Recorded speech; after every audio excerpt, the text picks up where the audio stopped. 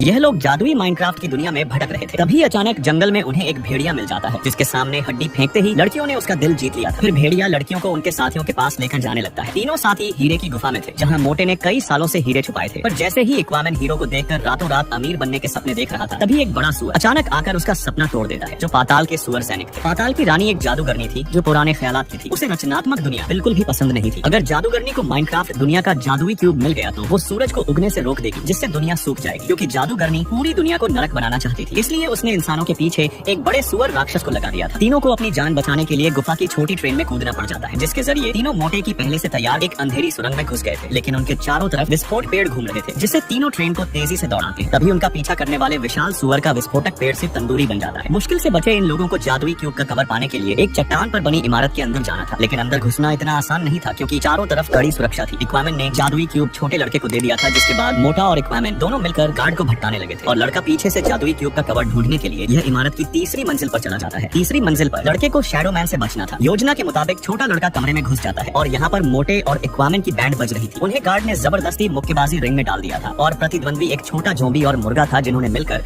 Aquaman को पछाड़ दिया था। छोटा जोम्बी छोटे पैकेट में बड़ा धमाका था। वही लड़के को जादुई क्यूब का कवर मिल जाता है, लेकिन पीछे मुड़ते ही शैडो मैन अचानक सामने आ गया था। छोटा लड़का कुल्हाड़ी से उस पर हमला करता है और कई बार करने पर शैडो मैन को हरा भी देता है, जिसके खत्म होने पर लड़के को टेलीपोर्ट करने वाला जादुई बॉल भी मिल गया था। फिर लड़का फर्श तोड़कर रिंग में उतर आता है और तीनों जैसे ही इमारत से निकलकर भागने लगे, तभी पाताल की जादूगरनी ने उनका रास्ता रोक दिया था। उसने जादू से जादुई क्यूब को लड़के से छीन लिया था और सैनिकों को तीनों को खत्म करने का आदेश दे दिया था। तभी एक्वामैन आगे बढ़कर उनसे लड़ने लगता है और धमाका होते ही एक्वामैन गायब हो जाता है। मोटा आदमी और लड़का भी उड़ान यंत्र से भाग निकले थे, लेकिन उनके चौकोर बैलून में छेद होने से उड़ान यंत्र पेड़ से टकरा जाता है और दोनों जमीन पर गिर पड़े थे। जब मोटा होश में आया तो अपने दोस्त भेड़िए को सामने देख बहुत खुश हो गया था। भेड़िया सबको लेकर मशरूम हाउस पहुंच जाता है, जहाँ उन्हें एक बुरी खबर मिलती है कि जादूगरनी ने जादुई क्यूब की शक्तियों से माइनक्राफ्ट की पूरी दुनिया को अंधेरे में डुबो दिया है। जादूगरनी इस दुनिया को नर्क बनाने जा रही थी। उनसे निपटने के लिए मोटा TNT और बड़े ब्लॉक से रोबोट बना दिए थे। फिर जादूगरनी के आदेश पर दोनों दलों के बीच युद्ध शुरू हो जाता है। तीनों बच्चे एक योद्धा की तरह लड़ने लगे थे और जैसे ही विशाल सुअर आता है तो इंसानों के पक्ष ने विशाल ऑप्टिमस प्राइम को भेज दिया था। मोटा हीरे का कवच पहनकर जादूगरनी से लड़ने पहाड़ पर चढ़ जाता है। तभी छोटा लड़का जादुई क्यूब लेने के लिए टेलीपोर्ट बॉल को पहाड़ के ऊपर फेंक देता है और टेलीपोर्ट होते ही जादुई क्यूब को पकड़ने ही वाला था, पर सुअर के हमले से वो नीचे गिर जाता है। किस्मत से एक्वामैन ने आकर समय पर लड़के को बचा लिया था। फिर दोनों तोप वाले उड़ान यंत्र से अंतर से जादुई दरवाजे पर हमला करते हैं, जिससे दरवाजे के टूटते ही प्रकाश लौट आता है। सूरज की रोशनी झोंबियों को जलाकर राख कर देती है और सुअर सैनिक पर हरी घास उगने लगी थी। फिर बड़ा सुअर जैसे ही जादुई क्यूब को उठाता है तो ऑप्टिमस प्राइम ने आकर उसे उठाकर पटक दिया था। जादुई क्यूब इंसानों के हाथ लग चुका था और जादूगरनी हार चुकी थी। फिर विदाई के समय मोटा सबको यहाँ रहने का प्रस्ताव देता है, लेकिन सभी जानते थे कि वास्तविक दुनिया में लौटना अनिवार्य है। मोटा